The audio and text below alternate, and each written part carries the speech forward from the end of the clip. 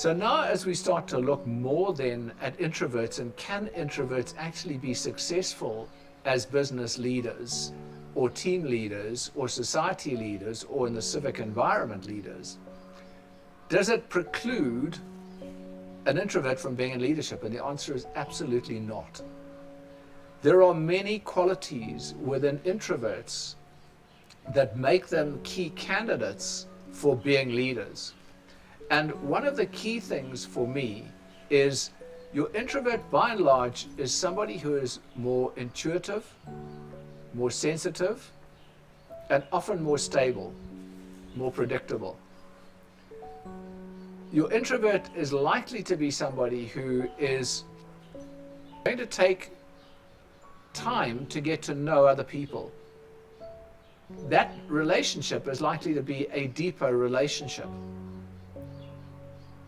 The net result is the team that is built by an introvert is very often a stronger team, because your introvert is the empath who will attract those people in, keep them in, understand where they are, put them at ease, listen to them, be able to address problems with them, and create a more cohesive team as a result of it. So instead of viewing yourself, if you're an introvert, as being somebody then excluded from any form of management leadership role, you are eminently suited to a management or leadership role. Because on the other side, your extroverts are often people who operate at surface level.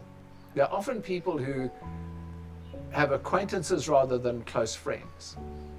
They're often people who will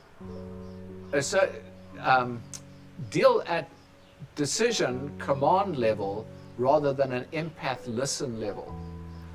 What that does with a team is that your extrovert will attract people to him because they want to go with somebody who's an extrovert. But that quickly falls off when times become tough.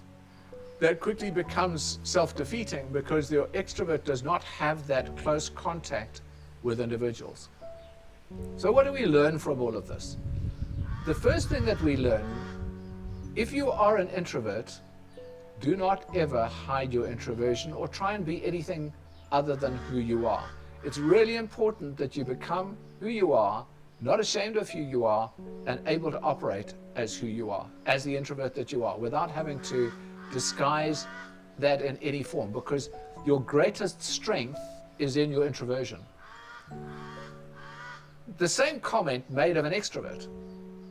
The caution with an extrovert is learn to develop within you, in order to build your team, the listening empath skills that you get from an introvert. And what then becomes important is build introverts into your team.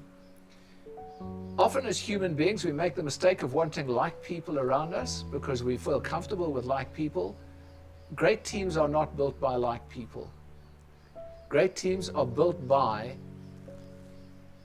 a great diversity. Diversity is what is going to build the strongest team. So have a look at yourself and the situation you're in. Go and look at that introvert, extrovert definition. Where do you get your energy from? What are you? And then how do you build your life structure around your introversion or extroversion? How do you create a job structure or a society structure or a living structure, a family structure around those? What's it going to be needed? And then build that structure so that you can function at your best. You may or may not know or believe the number of introvert leaders that the world has who we don't see as introverts. So your Bill Gateses, your Mark Zuckerbergs, your Warren Buffets, even your Mother Teresa's were introverts, but by conviction, and because they could accept their introversion, became the leaders that they are, with the impact that they have, with the legacy that they have, and the legacy that they've left behind for us.